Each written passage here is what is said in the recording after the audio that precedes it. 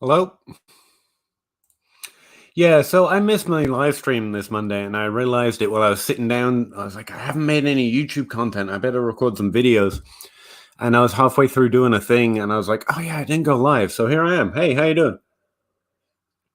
The only thing I have planned is I plan to do like a 10-minute video on my thoughts on free agency, which was just going to be me staring at the camera very quietly for about 10 minutes like this. That's pretty much my full thoughts on free agency. But yeah, and I was working on, I tell you what, a bunch of stuff. I'm scatterbrained right now. I keep trying to do 4 things at once.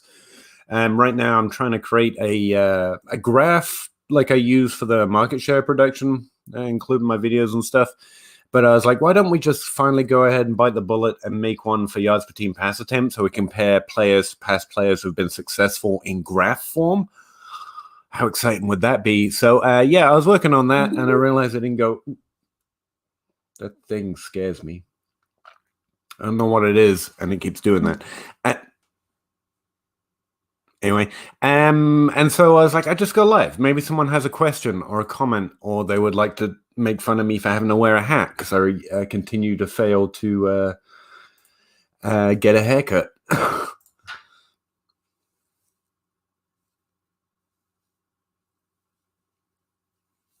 I don't know what that is. Ask her. I don't know what this link is you sent me.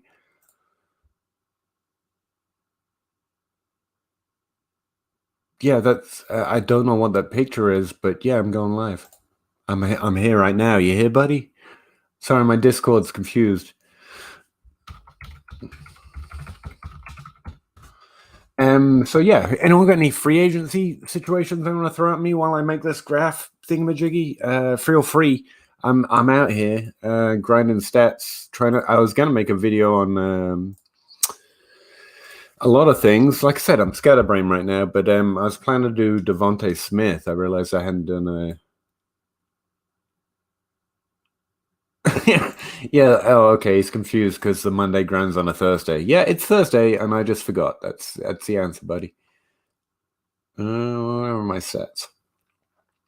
So yeah, if anyone wants to know my lack of reaction to free agency, like I don't know, I know it's worth breaking down teams until I know what the team's actually going to be, and that's going to happen after the draft at best. But I mostly don't react at all.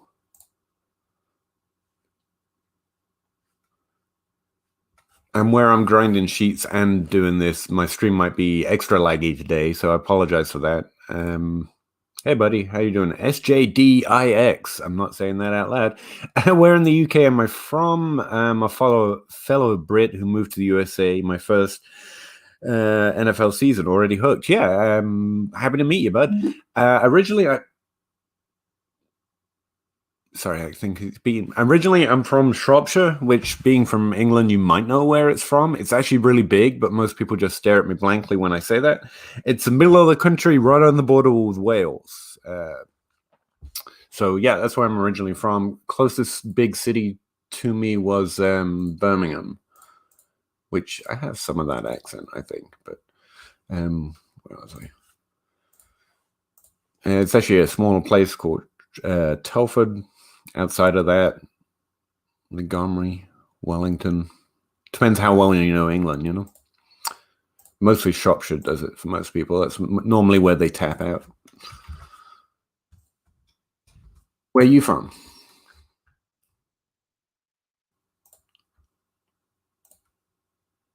Yeah, that was 18. Making graphs in Excel is not fun, just in case anyone was wondering. At least to make the graphs that I want to. It's like very very awkward. I basically have to do it all manually, and then anyway.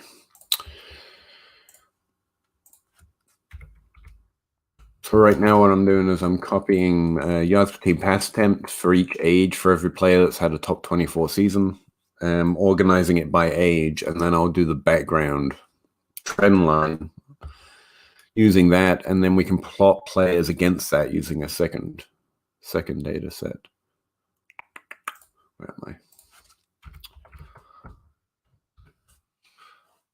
Norfolk. That's a much more fun place to be from. Yeah, I'm like everything else about me. I'm basically as boring as I come. I come from a place that was basically built for middle management. Middling town for middle management. Norfolk's actually an interesting place. Although I'm not gonna, we do have Iron Bridge that shows up in a few guidebooks here and there. It's an interesting historical place.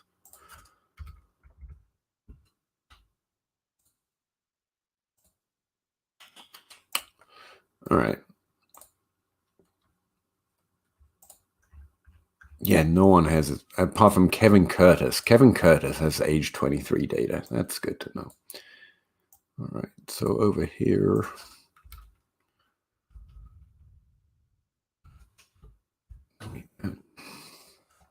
Yeah, let me get some music on it, or I'm gonna go nuts.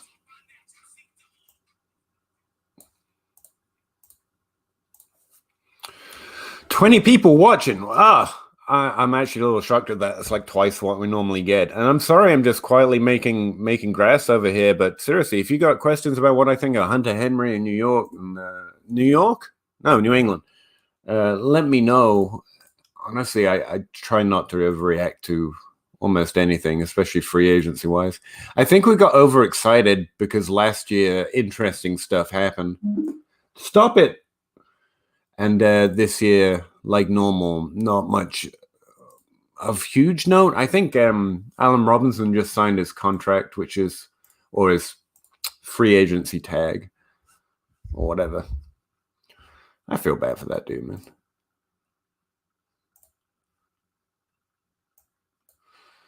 And what if we take out?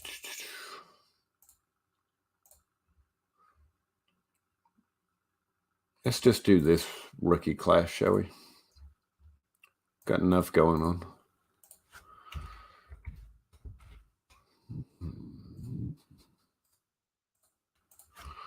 Just wants to play football.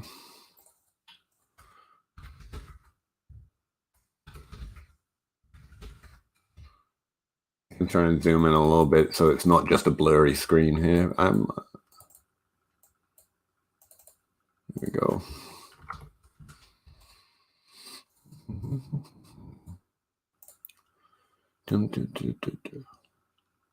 I would say, just in case you've ever been on my live, they're normally a bit better than this. Well, not to say this is bad if you're having fun, but like normally I have a plan and I can stare at the camera and talk a little bit about something I have planned, if nothing else. But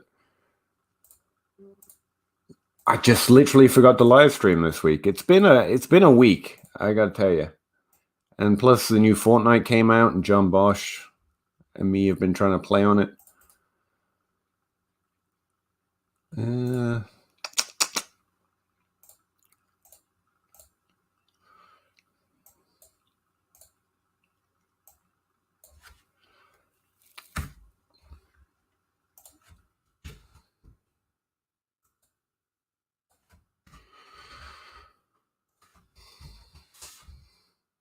Okay, so what that should kick up for me.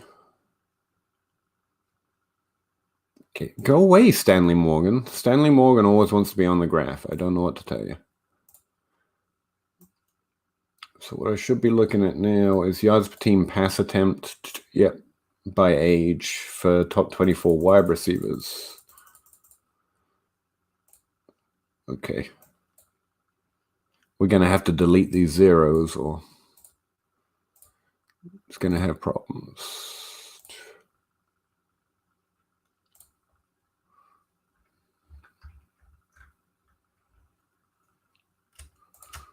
Yeah, if they didn't play, they can't be on my graph, okay? Just stop it.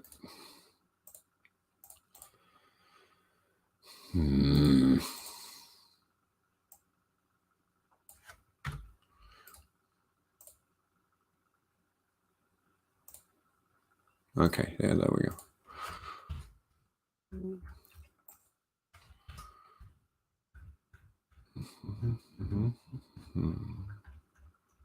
Hey, Guy, how you doing?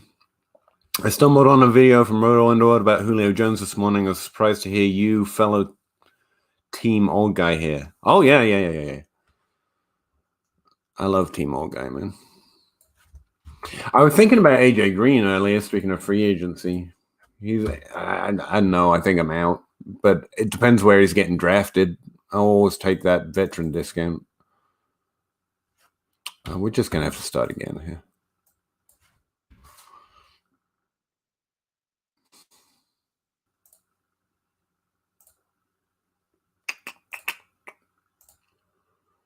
I mean, at a certain point, the couple of weeks he might have a decent game are coming at a value, you know? Actually, I tell you what, the other scatterbrain thing I was working on is... Oh, okay. I can't pull it up with that. Okay. So this, I'm not entirely sure what this says, but I think it's really interesting. Like, I'm honestly lost in the data at this point, but I was using that... I don't know if anyone's listening to my podcast or anything else, but I created this. I did a few videos on it. Where is it? Yeah, this expected points formula based on ADP. So it's essentially the formula version of this graph. Let me just take the labels off here. So what I did is I plotted everyone that's been drafted since 2014 according to DLF. And then I organized by position, and I used a logarithmic trend line, which is a curvy line instead of a straight line, which is basically all you need to know. And then I went position by position and found these formulas, which shows the expected points based on your draft ADP over the last, since 2014, however many years that is. And so what you can essentially do is do a formula equivalent telling you how far above or below the trend line every player was. And that's what this, stop it, this formula is. See, that's all 2020, so there is no difference. But we can compare what we would expect to get for that draft capital compared to what we actually got if they actually have, you know, points per game data, which is this. And what I was doing is looking at the trend of that. So players drafted in the first, second, third, fourth, fifth round by position, how far over or under the trend line are they by example? And as you can see in the first round, pretty much no one's a good bet in the first round. Like, obviously, some players beat expectation. You can get league winners most commonly in round 1 or round 2, for that matter. But, you know, just based on the average of players we've drafted in the first round since 2014, like, on average, they have all disappointed to a fairly high degree. Now, I think I understand what this is saying, but I can't find a way of gaining an advantage on it yet. But it's pretty interesting that second round running backs tend to overperform their ADP, but that's based on just 2 or 3 players drafted in the second round since 2014. And so, like, that's the other thing I was scatterbrain working on, trying to find a use for it. And that's all because I was digging into this article, which is the other reason I've been absent this week, because I can only do one thing at a time, apparently. And I've been writing up when breakouts happen. And I've learned several new things about when wide receiver breakouts happen. So I guess that could be a video. But I've been writing this up for DLF, as in one of the most common type of breakouts. What can we expect from a rookie wide receiver? Where do we inefficiently raise or lower ADP? That kind of stuff. And that all led me back to that expected points per game formula. But yeah, I can't remember how that came up. But that's the other thing I've been doing. Except I just kind of been all over the place this week. I can't seem to focus. I kind of want to do everything all at once, and it doesn't work that way.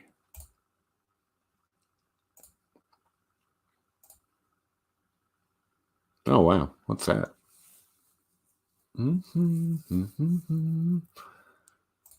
Huh? Oh, I must have errant data, and I hate myself sometimes. Most of the time, actually.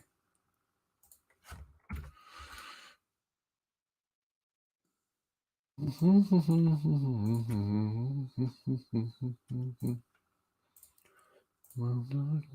a number cell. Yep. No flavor.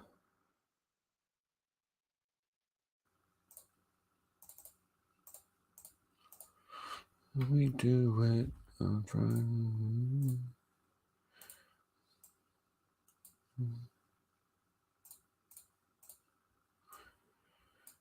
Would you stop being...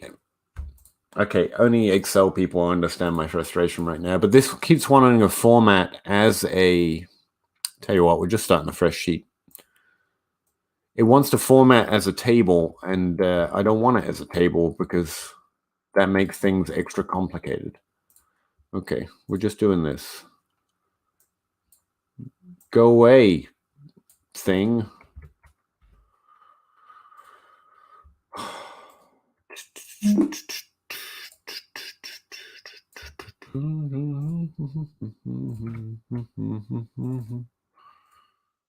Yes, go away. Okay.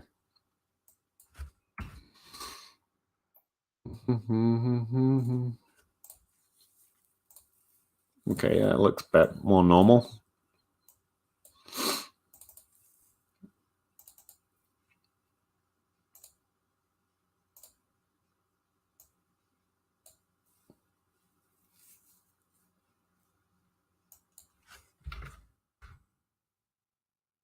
I'm gonna start it from 17, I guess. Yeah, that'll do. I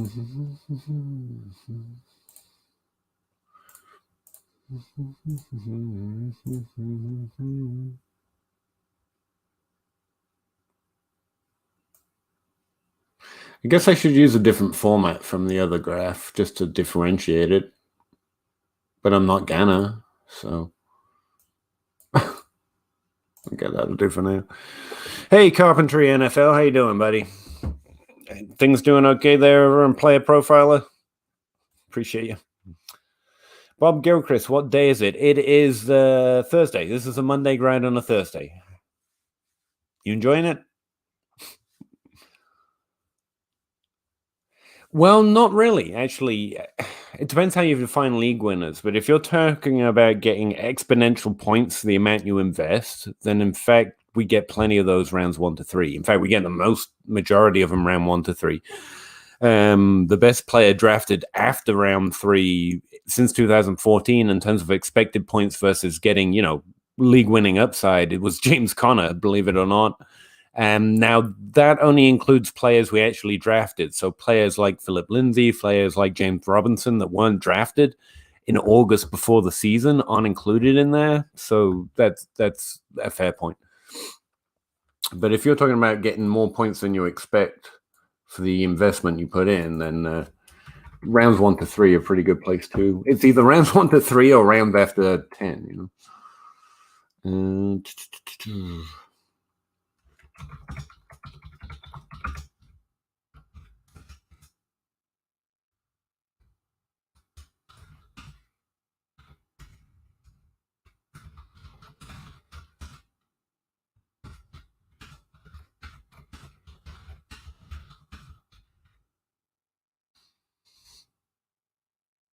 I'm going to put a trend line in here.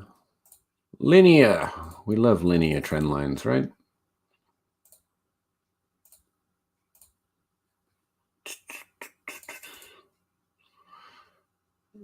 Can we extend this shit? That would be the exponential power moving average. No, where's the fucking... I need it to predict or it doesn't look right.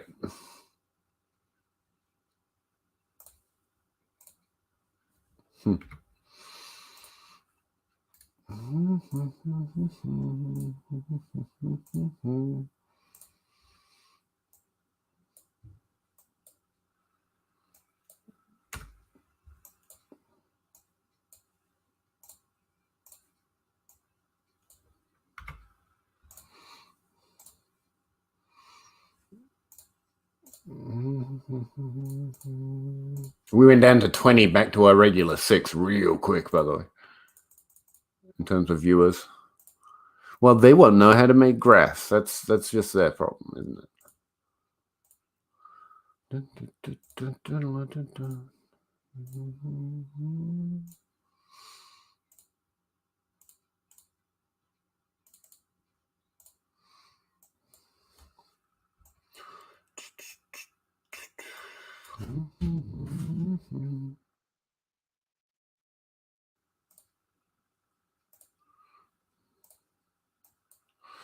All right, it's starting to look like a graph. You know what I mean? This is Rashad Bateman's yards per team pass attempt plotted against the average by age of top 24 players. And as you can see, he is still good. Still pretty good.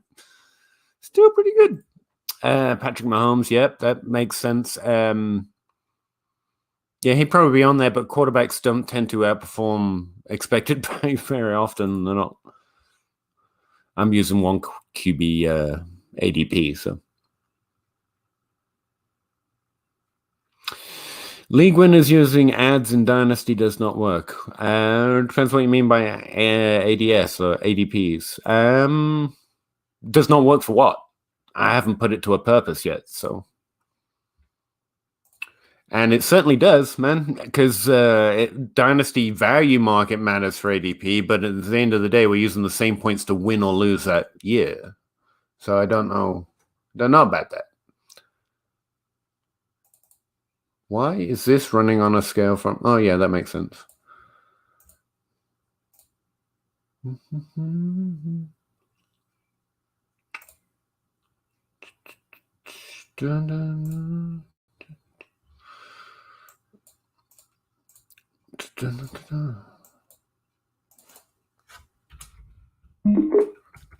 Stop it.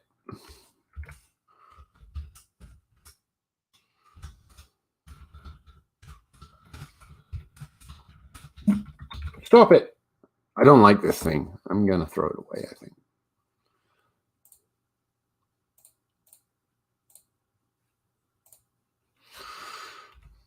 Oh, crap.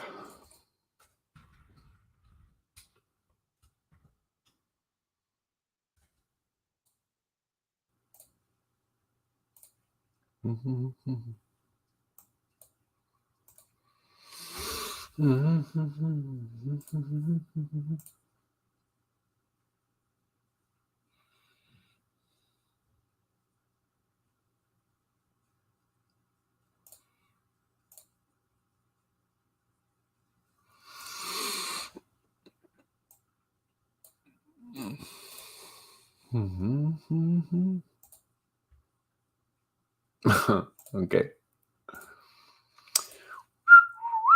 And the reason I guess I should point out, the reason I'm doing this is to get a sense of, who are you? I don't like you. Where Devontae Smith fits in. Someone has what?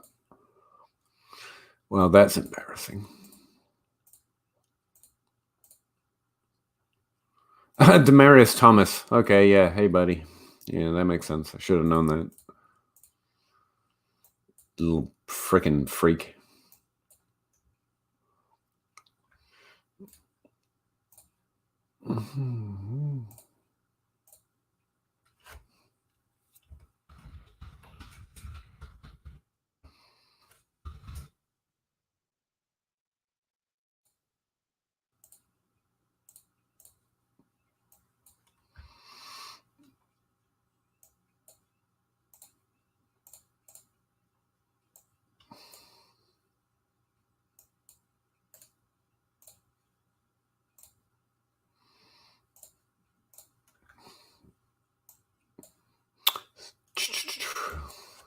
Doesn't working Excel look like fun, children?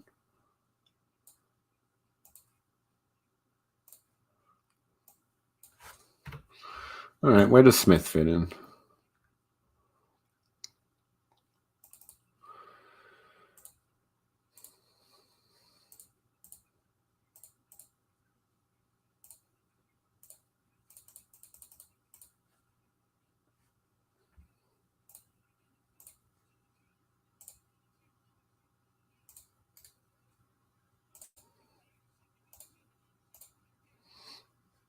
Oh, yeah, he really escalated towards the end of his career there, didn't he?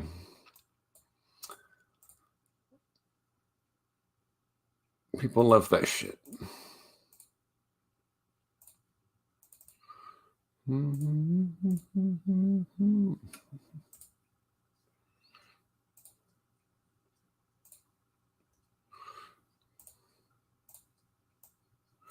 All right. Yeah, that's a clear escalation. Okay.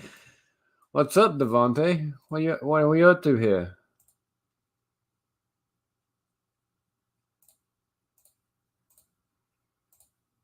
it's just a straight barrel. Okay.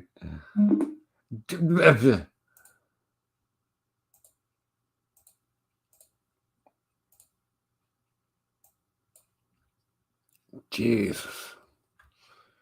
Anyway, that's interesting, I think.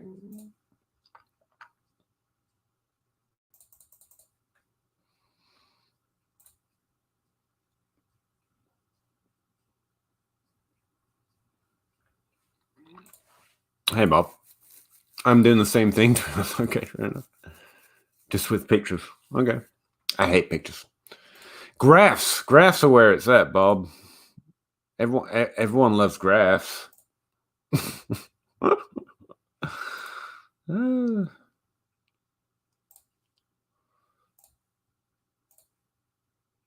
Anyway, I better put that down for a second.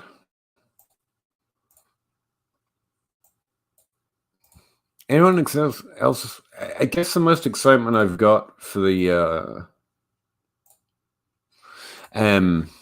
free agency moves is Kendrick Bourne, to be honest. I want that to happen so badly.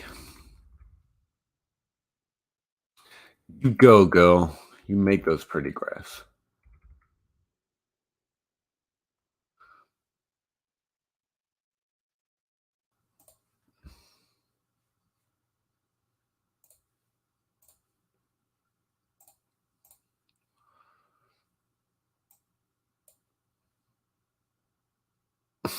This per game adjustment's killing me.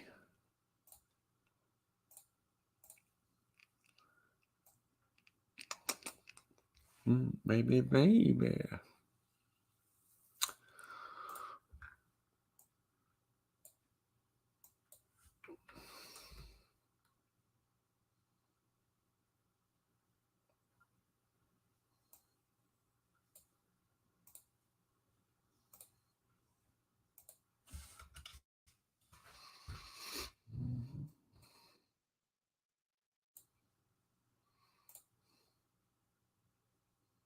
Why are these? What's this?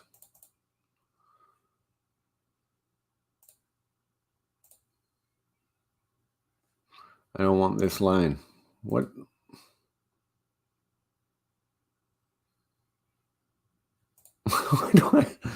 Why do I have a weird ass trend line here now?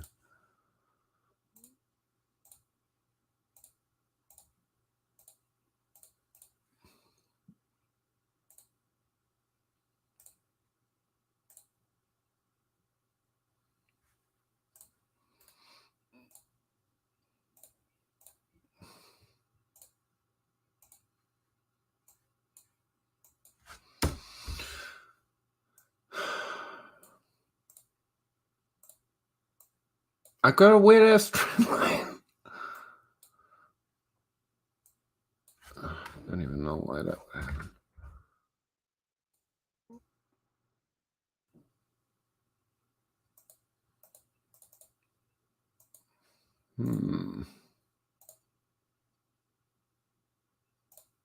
There we go. All right, neat. Bet.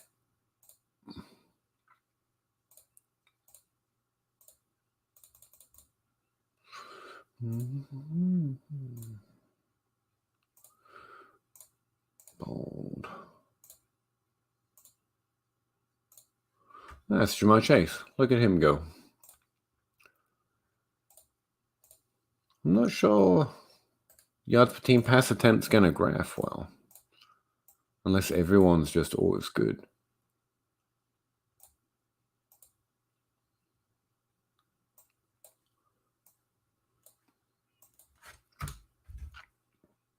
Probably shouldn't have started at the top of the class here, Pete.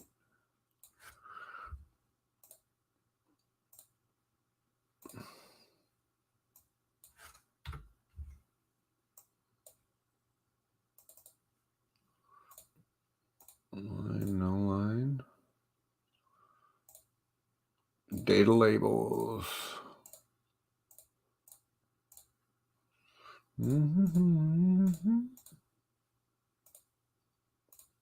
There he is. Mr. Moore in continual decline. That's always fun to see.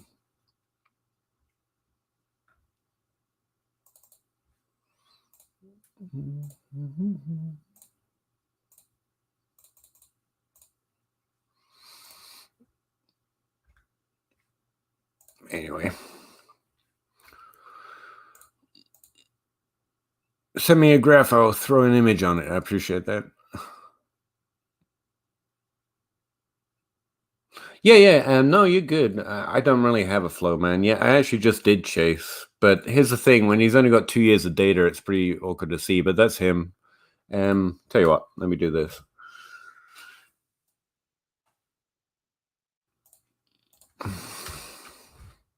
I actually recently found, speaking of which, Bob, an app that helps take the background out of pictures, which is really helping out with the thumbnails and shit. Can you just about see Chase on there? Again, this trend line is kind of ass. I think I need to go beyond linear.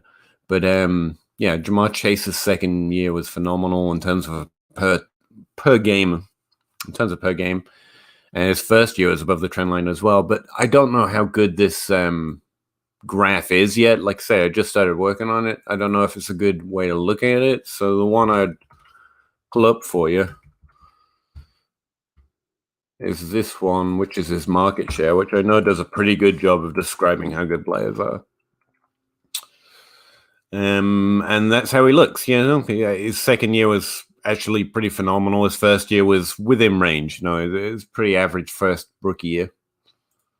This, on the other hand, makes him look better than average on both, which is interesting. But again, I don't think this trend line is doing us justice here. I think I might need to get more strict with my what players are included. But I'll tell you what, while we're here,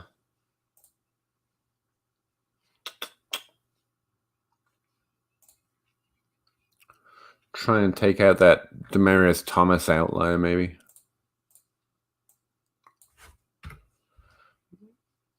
That makes it look a little more likely, doesn't it? I literally have to take Demaryius Thomas out of there because that's just insane. It's actually similar with his 65% receiving yards that final year as well. If we take out those high flying outliers. But I kind of like him in that one. So that looked a little more reasonable. I'm sorry, Demaryius Thomas, but that this is just kind of insane. Tell you what, we're gonna edit.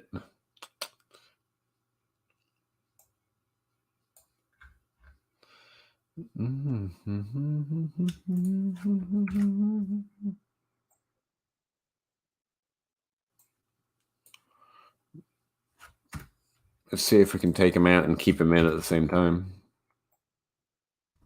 Chase looks great. There's nothing on Chase's profile that isn't just looks like a winner. Looks like he's great. Like if he fails, there was no statistical way, as far as I can tell, of seeing that he wasn't a good player. He looks like a great player. Just in case you're wondering, not just based on this graph, but his whole profile, it's good. It's good. Better than good, even.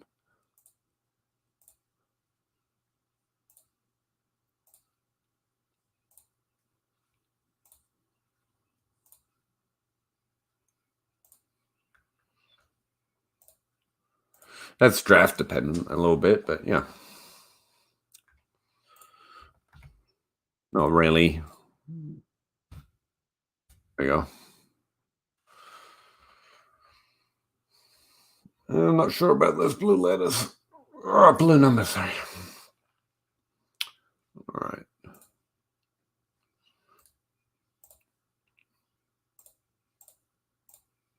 Okay, yeah. See, here's the thing about Smith. His last 2 years were good. His first 2 years were weird, and I'm not sure. Yeah, but Henry Ruggs was on the team as good of an excuse as most people would think. In fact, this is what I was gonna. This is where I'm gonna head in my rookie breakdown of him, I was going to compare him directly to the players that, we do compare him to so directly. So what does he look like compared to Calvin Ridley, basically? Let's take Terry out of there. Let's take Amari out of there.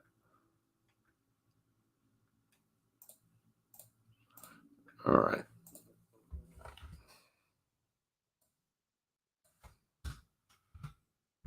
There he is. It's not that it looks bad for Jerry Jeudy. He actually looked pretty good when he compared to past players on the same roster, but Smith looks like the best player since Jerry Jeudy. Just isn't. I don't know. I think Judy's operating at a value right now, by the way. There's Smith.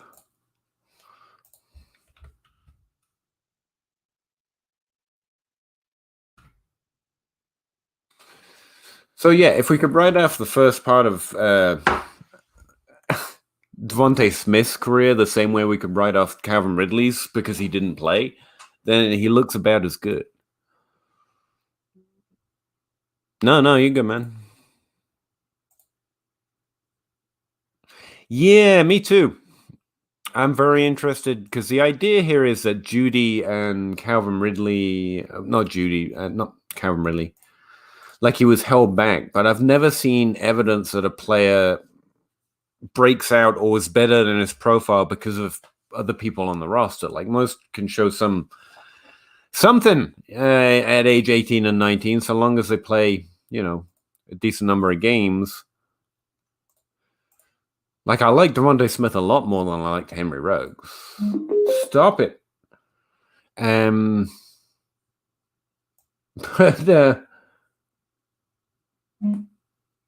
yeah, he played. I don't know. I like Smith. That's the thing. I like Smith a lot, and his hype's dropped significantly, and that makes it easier to like him. I think he's got a really solid profile. The context I'm coming up with is I like it. I like his production about as well as I like Isaiah McCoy's, and Devontae Smith's probably going to get draft capital. So oh wait, I'm not even here, so you can't see my expressive gestures, and that's really what makes me so good. But yeah, I like Devontae Smith a lot. Screw it. It's just take season. I got to stop explaining shit and tell you what I think of it. And I think Devontae Smith's good. I think he's going to get draft capital. I wish he'd been better at age 18 and 19, but if we can dismiss those for other players and just look at his age-adjusted production in the years where he was most significant, but then you've got 2021, 2020 season is a little suspect, right? However, once you take everything into context, I don't like him as much as Bateman. I don't like him as much as Elijah Moore or Jamar Chase. I don't like him as much as Taylor Wallace, Rondell Moore. But then there's Smith. I feel pretty comfortable with him right about there. And I think he would. I'd be really happy, stoked to get him there if all those other players are gone. And that's without draft capital, which I'm assuming he's going to get more of than most. Where are my ranks at?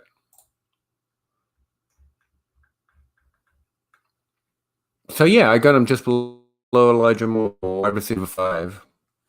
I have him slightly above Wallace, but in the same tier. But that's just because Devontae's going to get draft capital, and Wallace isn't.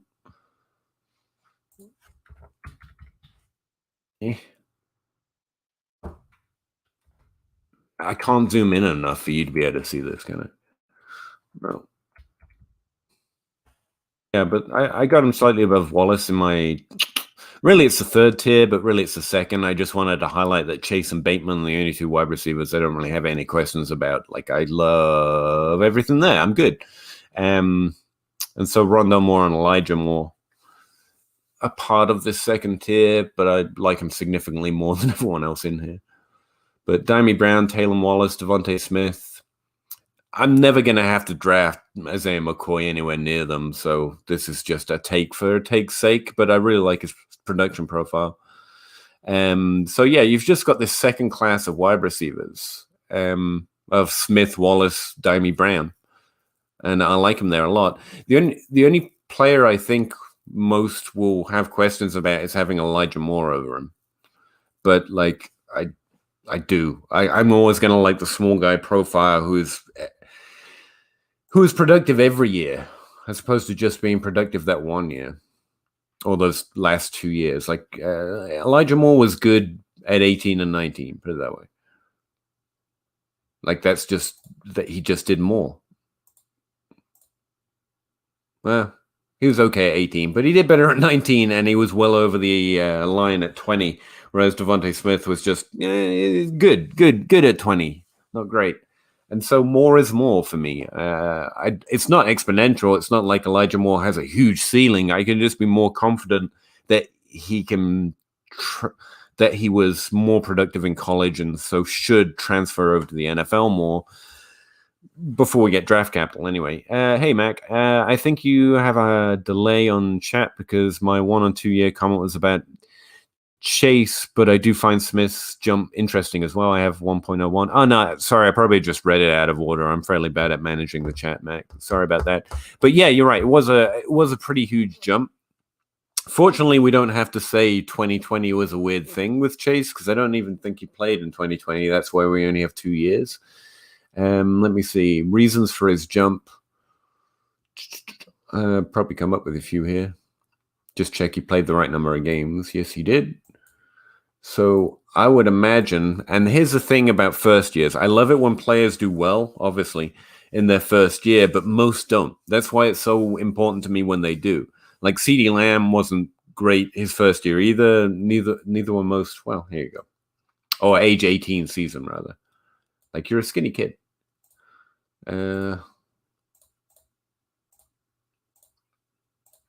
Let's look at players who were measuring as good. Top 24 players. Market share of receiving yards. Yeah, look. Chase Claypool, that's not a great example, but A.J. Brown and DK Metcalf both didn't play, but are also injured, so they're not the best example I can pull up here. Who's a great player that none of us are going to ignore? Had a bad first year, or, a typical average first year for an age 18-year-old. Now, the average for market share for 18 is like 17, 18%-ish. So anything below that is slightly below average. You've got Percy Harvin, Eddie Royal, not great names.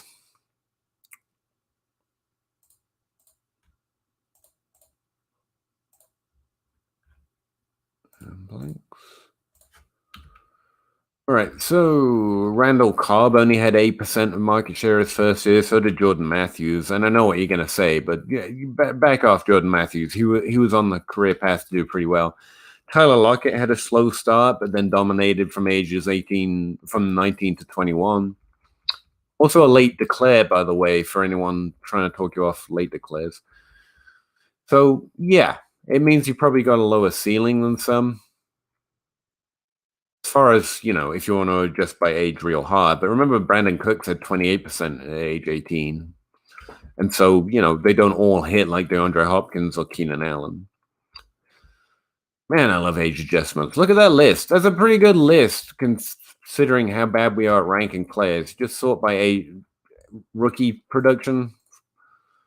You got Stephen Diggs at the top, T.Y. Hilton, Juju Smith-Schuster, Tyler Boyd, then Calvin Johnson, which again, it's not doing a great job of ranking, but showing up early is just so important. I mean, Des Bryant only had 19%, which would have been above that trend line, but so would Eddie Royals. Again, it doesn't rank well, but it does a pretty good job of creating these, what do I call them, buckets or categories or, barrels with which to fish, in which to fish. Actually, if we just get rid of that,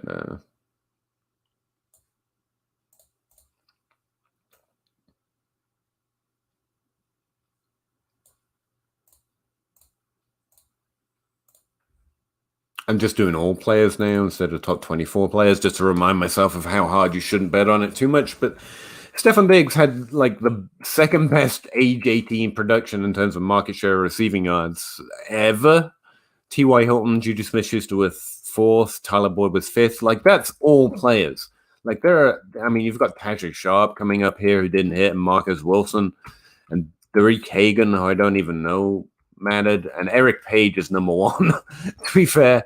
What did he ever do? I honestly don't know his name. I had nothing as far as I can tell. He has no NFL stats. But yeah, it's a pretty good way of listening.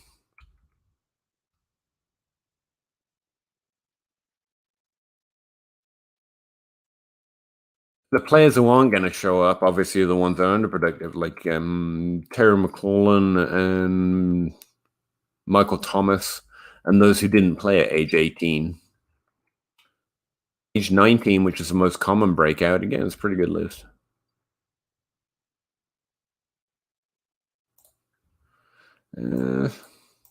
That's a good reminder, Mac. Thanks for forcing me to look at it.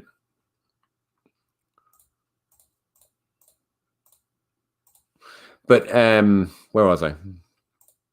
Yeah, this slower start to Devontae Smith and Elijah Moore. The fact it's just an equal bet, right? Both didn't impress at age 18, which is bad, but it's equally bad. But age 19, both played. Elijah Moore broke the trend line earlier, and he pretty much demolished it with 36% of the receiving yards. That's the graph I've got up right now.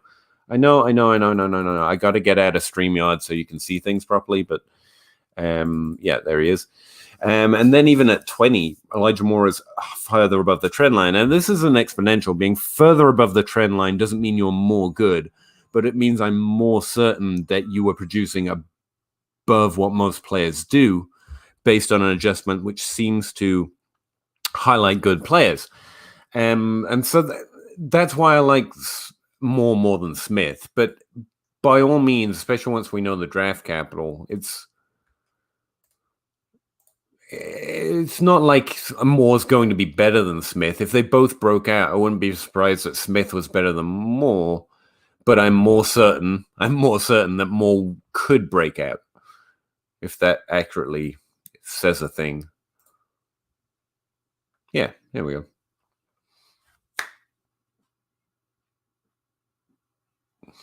I mean, Smith's last year was pretty impressive. And I know it was 2020, but he was pretty impressive. Like, I am interested in him in a way that I was never interested in Ruggs or any other Alabama player people have tried to adjust production for. I just don't think he didn't do the same things Calvin Ridley, Julio Jones, or even Jerry Jeudy did in college. He had to wait to a later age and didn't.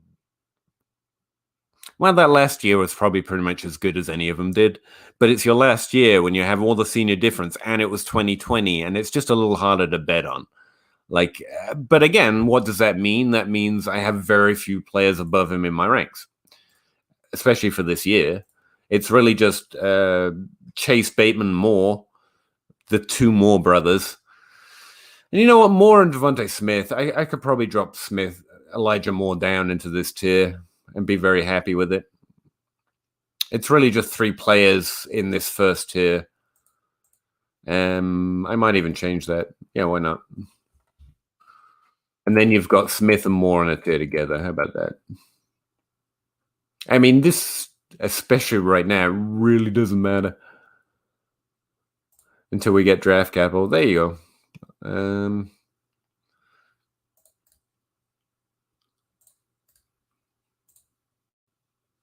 Making a live adjustment to my ranks. How exceptional! But it's just a tier thing. I've put Moore in my top tier, and then I've put Elijah Moore in my second tier, and I've gotten rid of that mid tier.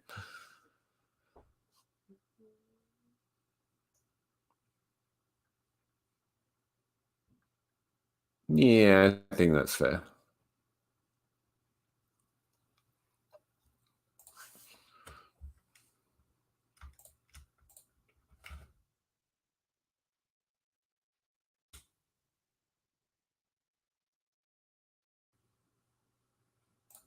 There we go. Let's not talk about McCoy. We can't blow his ADP. I don't think I can have any influence on McCoy's ADP, so I'm pretty comfortable talking about him.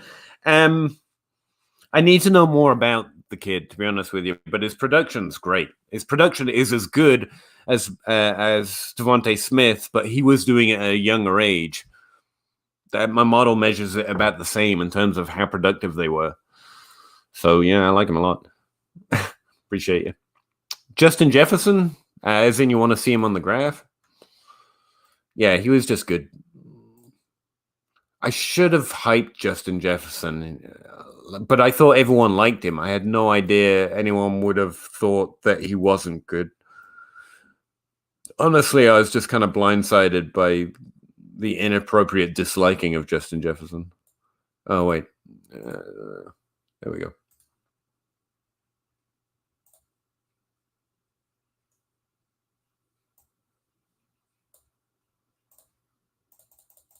I have the classes separated out, so they're always easy to find. Is the idea. Where's Jefferson? There he is.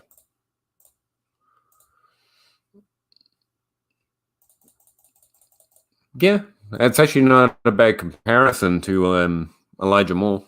I mean, Justin Jefferson basically didn't play his age 18 season, but at age 19, he breaks right out there, breaks the trend significantly with 30% of the team's receiving yards instead of 21%, which is the average for good players. Actually, I don't know. How much did Justin Jefferson play? That's age 18 season. I have forgotten. Yeah, he played no games. I don't even know what that. Oh, look at that. I've got his data in the wrong place. He played 18 and 19 and 20 apparently. 19, 20. Yeah. He didn't have an age 18 season. Okay. Excel sucks sometimes.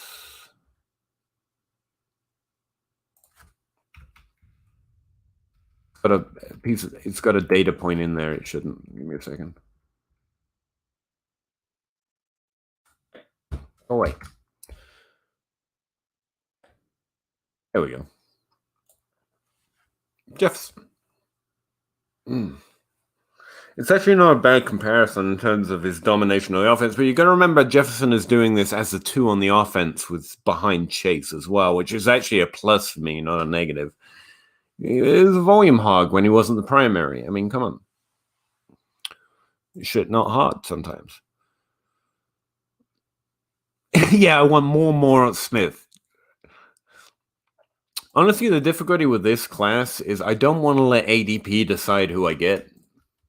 That's honestly the fear I have. You end up being, when you have such a heavy middle tier here, like Chase is going to go, unless I have a very early pick, Chase is gone. And so I'm hoping Bateman gets lower draft capital. That's my actual worry, so that I can reach and get him way before ADP wants him. Bateman's like that guy for me. Rondell Moore, I think he's going to get so much hype. I think that's another guy you have to reach up into those early tiers for. But then you get this mid-class tier who I do like to prospect in. Like, who am I going to reach on? It's also where you run the risk of getting JJ Sega-Whiteside or getting Denzel Mims, frankly.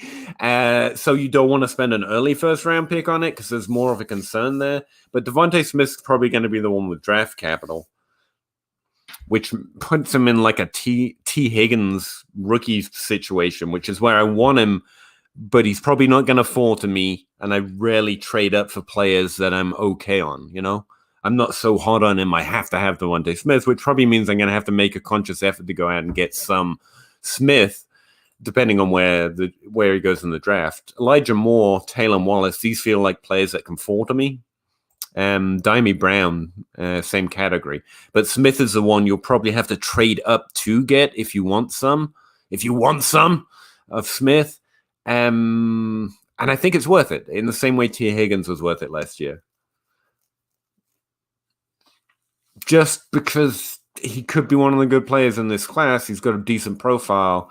His draft capital is going to push him up, but his metrics are going to hold him back a little bit compared to those top players. And so you end up in this crunch point where you either trade up to get a player you're okay on, or you don't get him.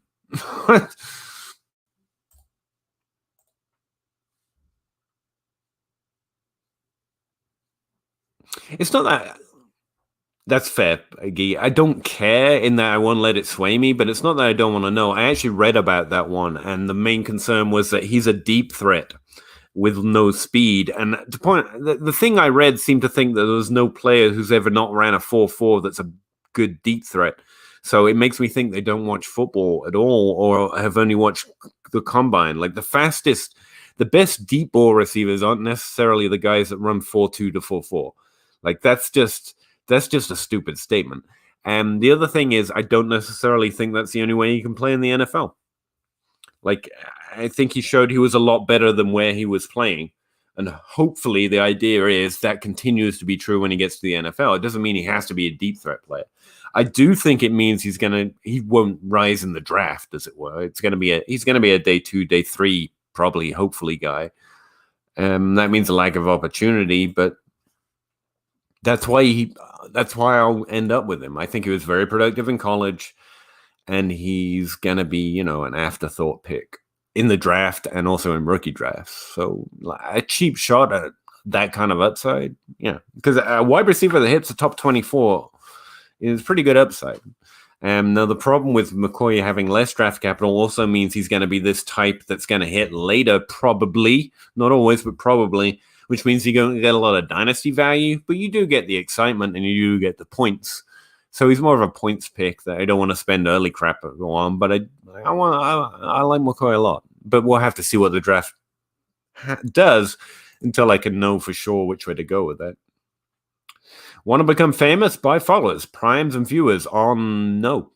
I actually don't want to become famous, and I definitely don't have any money. So, wrong place. Appreciate you, though. Mac, the Chase Jefferson, who was a good one, is what I'm finding annoying. I guess, yeah, I think both were just good. Not to be on the nose about it here, dude, but that's what good players do when they're on the same team. It's not like Ruggs is good and he was held down, and therefore we have to justify why Chase and Jefferson were both good. It's the other way.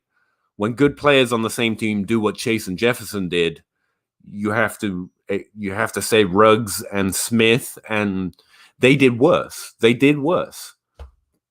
the ones you have to build a case for.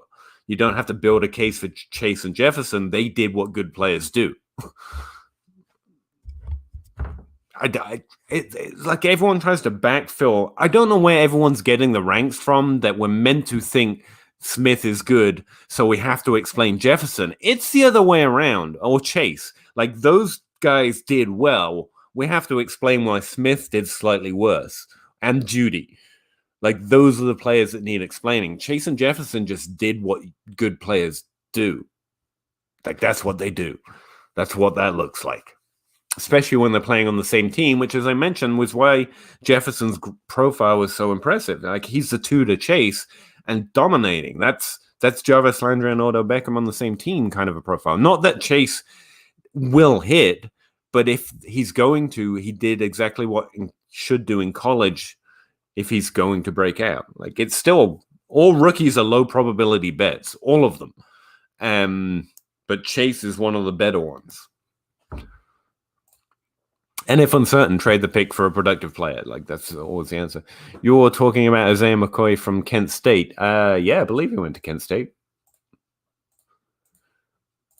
I did a video on him, and I can't even remember that. Look at that. Yeah, I'm pretty sure it was Kent. That rings a bell. Yeah, Kent State from the MAC East. He's good. I mean, he was good at Kent State, so take it for what it's worth. But if a good player was playing at Kent State, Isaiah McCoy did basically what you would expect an NFL level player to do if they were playing at Kent State. Again, kind of sucked his rookie year, but not sucked. I mean, he was kind of average. But no, like we were just saying, If we can make excuses for Smith and Ridley and Moore in that area, then you just look at the years, all of his years, and mostly he was significantly above average of good players. And that's a good thing to be above, not just the average of players, but the average of really good NFL players, or good NFL players at least. I need to know more about Tutu Atwell, or Chatarius Atwell as well. I've already done his video, but I need to learn more about him. Travis says, Travis May of Rotoviz was telling me that not as many of his routes or catches were on as jet sweeps as you may think. Like he was actually playing a full wide receiver role. And he was pretty impressive at age 19. All's like going on a Louisville player who doesn't like the next Devontae Parker.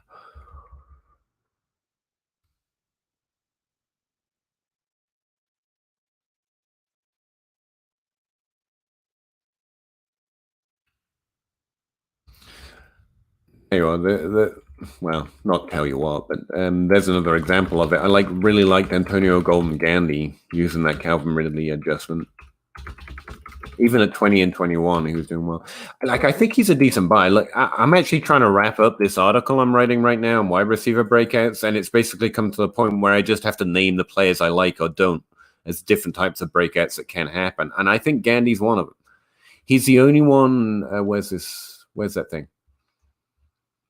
I was looking at players that drop dramatically in ADP year 1 to year 2, and pretty much it's undefeated.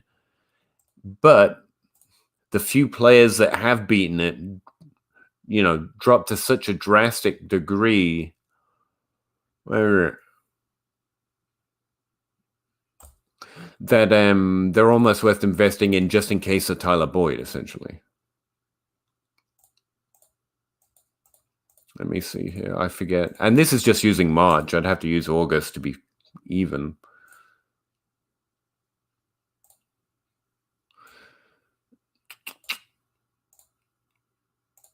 Where is he?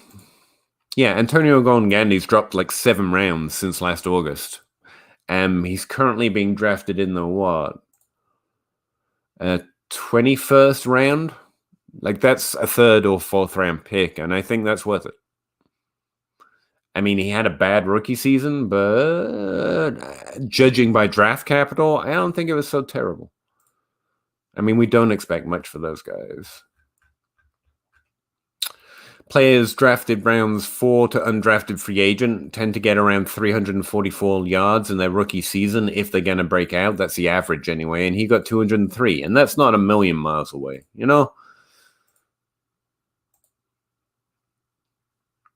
He got like 1 point per game, but still.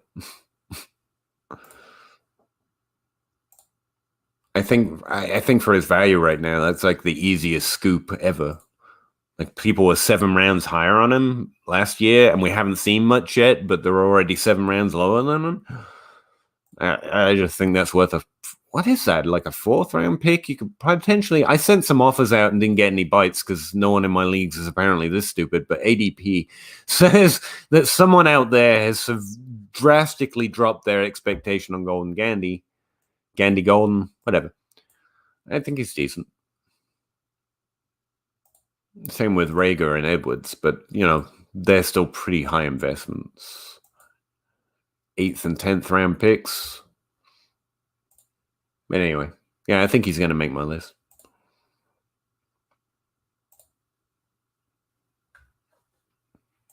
I'm glad I remembered to do this. I'd hate to say there's a week that's gone by I haven't done a live stream. Not that they're that great or that popular or we get 1 million viewers or whatever, but consistency matters, right? Plus, I haven't talked to anyone who likes football all day, so I kind of needed this.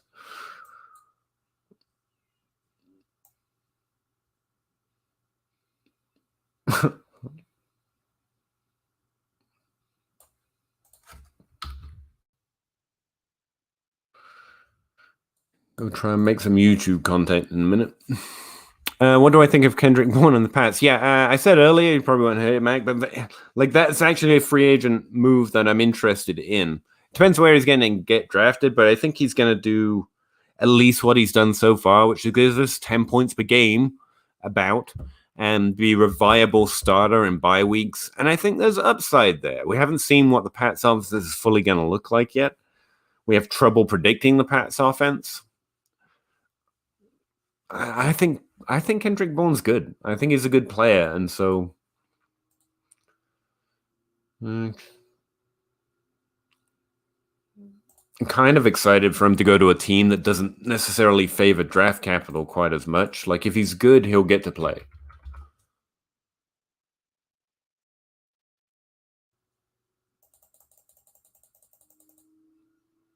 Yeah, he's never quite received the volume.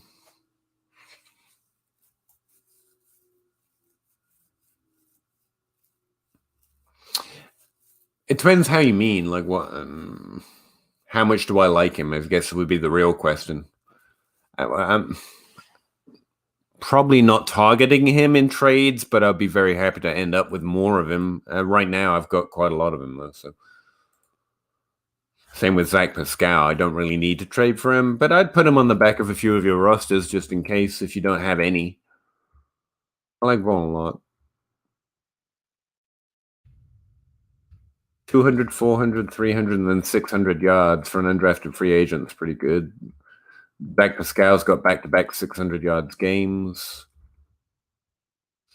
If you think the Pats can do anything, I think Bourne can maybe even crest top 24 production. But, there's a lack of upside there, to be clear. Like, that's why you don't want to pay too much. But I do like the player.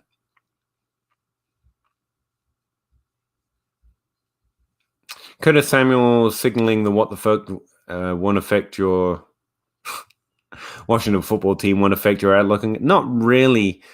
I don't know how the future is going to go. I'm amazed by everyone out there who knows what's going to happen in the future, but I don't. So I'm typically just looking for good players that I think are good or better than they're currently valued. And I think Gandy could fit that mold. I do think it's concerning that the team is looking for other playmakers, that the position was wide open last year and Gandy wasn't able to do more than he did. But at his cost, he could pretty much flame out and I've lost nothing. So I'm good with it.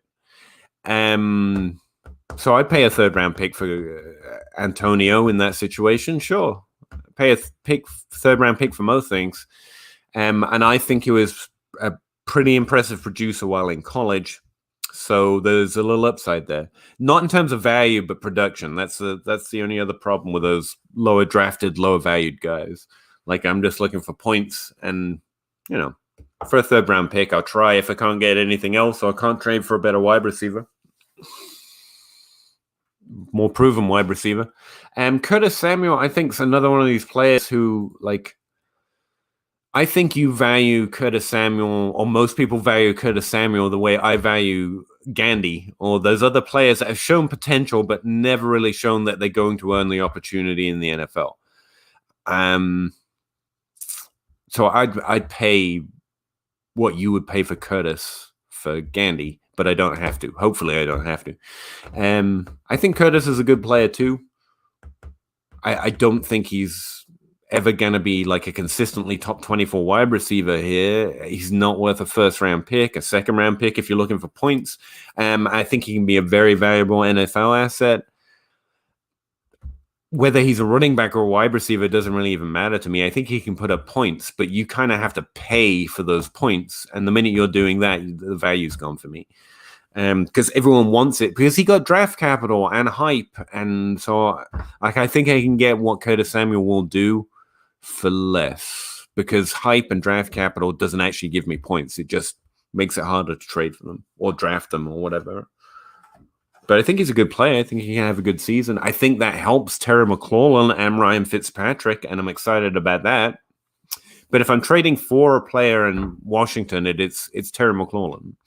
Or maybe Ryan Fitzpatrick, because I love Ryan Fitzpatrick, obviously, but I think everyone's going to want him. So, no one's going to pay, but I think everyone's going to want some Ryan Fitzpatrick for 2021, just in case we have another great year. But Yeah, the only player I'd consider spending draft capital on in Washington is Terry McLaurin, or any kind of capital on. Like, that's the guy I think's got points. I think he's got value, and I think it's going to continue. Like, that's the guy. If we're talking second and third round picks, I'm fine with spending them in anyone, but I think I can get Gandy. I'm not sure I can get Curtis for that kind of value. Thinking about cashing in on Bourne. Yeah, you could, because he's not going to rise exponentially in value. Like, even if he's a top 24 wide receiver next year, like, that's the height of what I think he could do. He's not going to be Edelman or Welker. Probably. So yeah, you could cash out, especially if your team's struggling. I would see Bourne as a points bet. If you think you can use him next year, if he puts up points, then keep him or trade for him. But if you're holding him, hoping that you can flip him, like, probably now's a good time to flip him, because the chances that his value rises is a lower odds bet. But I'm an odds player, not a player evaluation player, so make sure you check with someone else. And I'm normally not building, so I'm normally trying to get points. Yeah, you think he's good, so yeah, it's fine. Whatever your process is, mine's more numbers based, but is there hype though? That depends on your league, but I mean, are a lot of people excited about it? Because I would love to know that people are excited about Kendrick Bourne finally.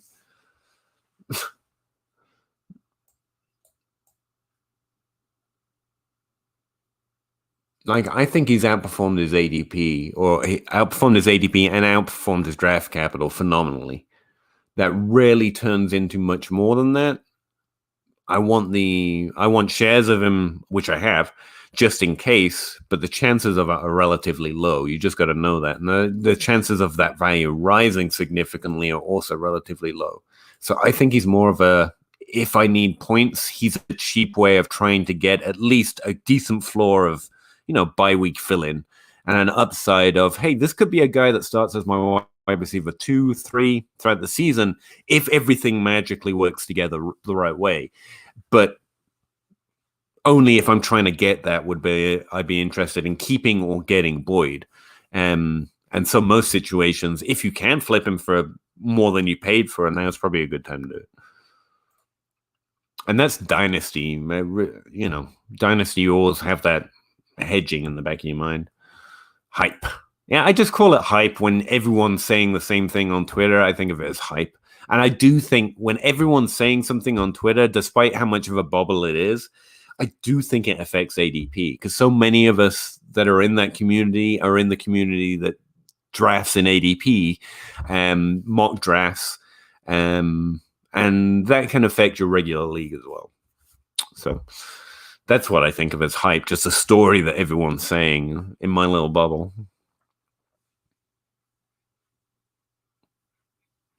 Yeah, that's fine too.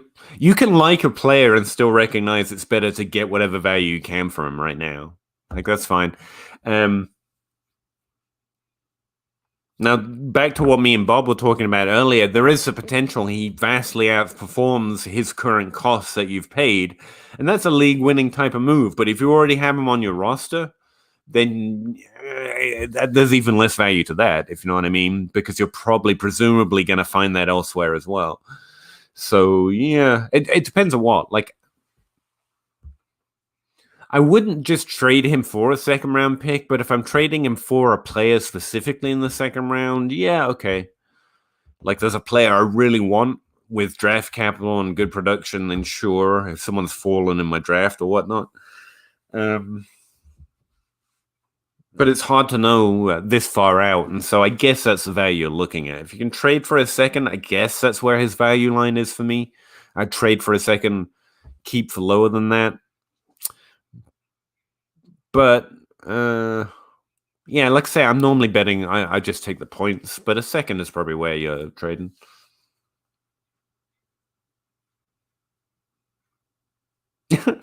Yeah, I just like defining things. Don't worry about it. Yeah, I mean, he was free, so whatever you get at this point is a bonus, right? Now, having said that, there are some times that's a bad move, but I still stand by it. Like, I sold Tyreek Hill just as quickly as I could after that rookie season. And since then, his value did nothing but go up. Like, I think even right now, like, I could get more for him than I did when I traded him. So technically, I lost by doing that. But most of them go back down.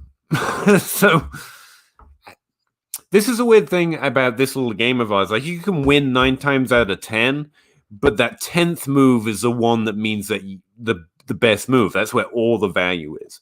But I don't know I'm going that hard in on Kendrick Bourne. And I didn't go that hard in on Tyreek Hill. Like, I'd rather sell him for the value. I think I got a first and like Philip Dorsett or something. And that was fine by me. Like, I'm not sad I did it.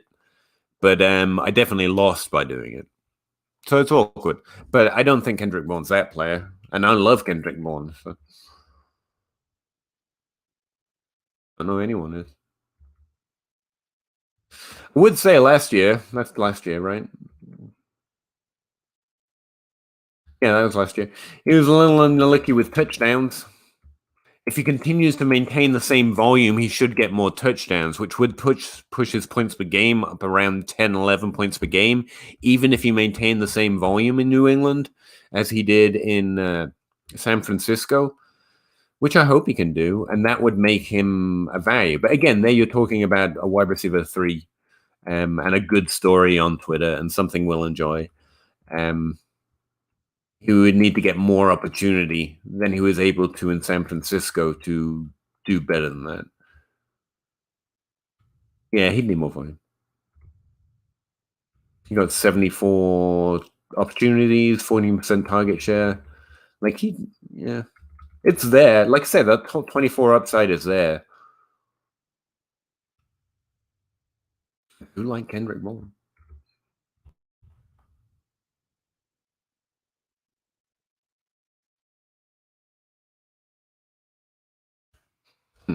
Hang on.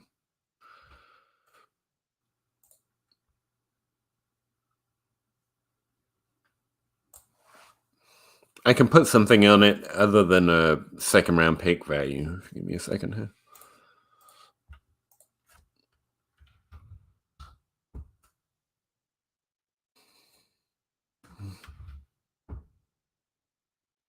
Ooh, currently he's not being drafted. Well, last time I dragged ADP, which is about a month or 2 ago, he wasn't being drafted.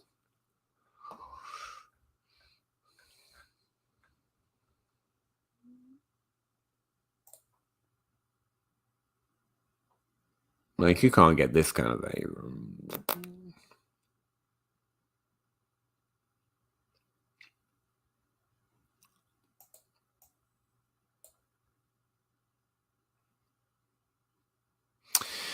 Yeah, I mean, KJ Hamler. Yeah, think of him as KJ Hamler. It's around about where his value is. I'd trade McCall Hardman for Kendrick Bourne plus, put it that way. Marvin Jones. Yeah, he's around the 13th, 14th round value. And I would be buying there. He has to move up into this, 10th, 11th round value before I'd sell. ADP is a weird thing. Jamar Jefferson is currently ranked as a 10th round pick, and I think that's going to escalate pretty quick.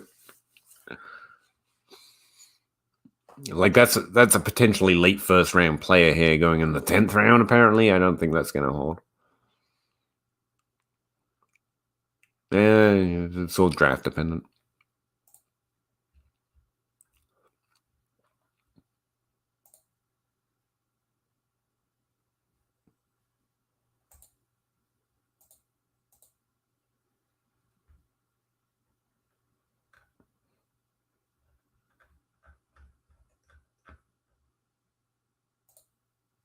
Yeah, this is what I'm trying to say to you. If you can't get something that you really like for Kendrick Bourne, he's probably going to outproduce what you've paid for him. So he's a good points bet. I'd keep him if you can't get something you really want.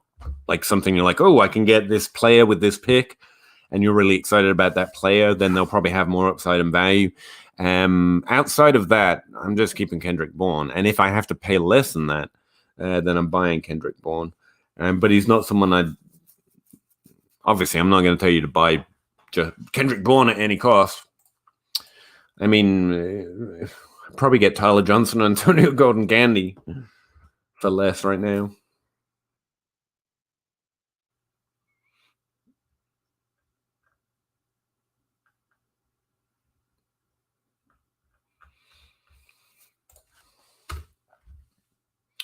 I like this sheet. It's coming in handy. But you don't need to introduce yet another sheet to you. You don't care. I want to be complete nerd. I'm trying to find a way to help me out in drafts. That's all that is. Keep track of everything I like to glance at.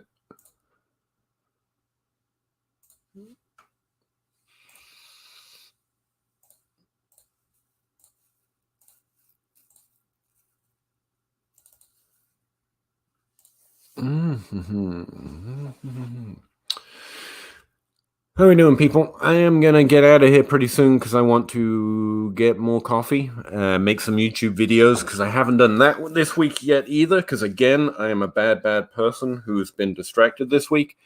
I'm going to finish up my article so that DLF can, know that I still am out here trying to work for them.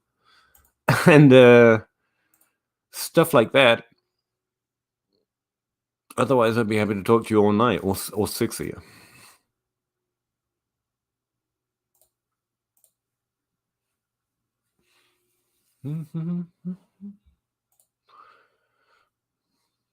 Don't want that one.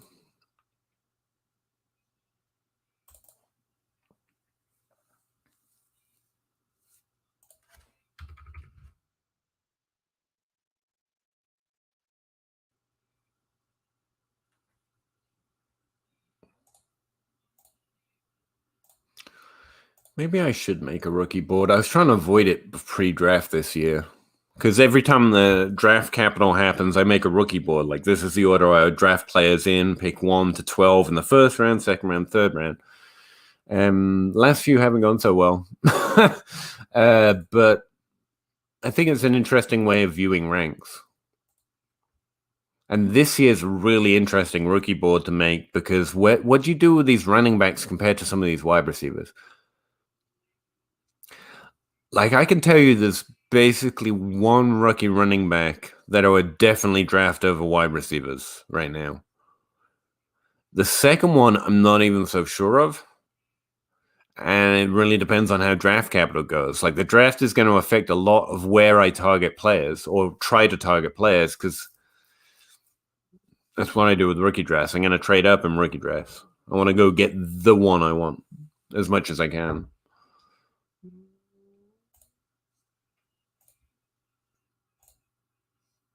I really like Taylor Wallace, though, man.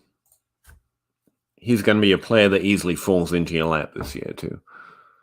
I know I've heard a lot of hype about Dimey Brown, and I like him really well. But Taylor Wallace is a pretty interesting fella.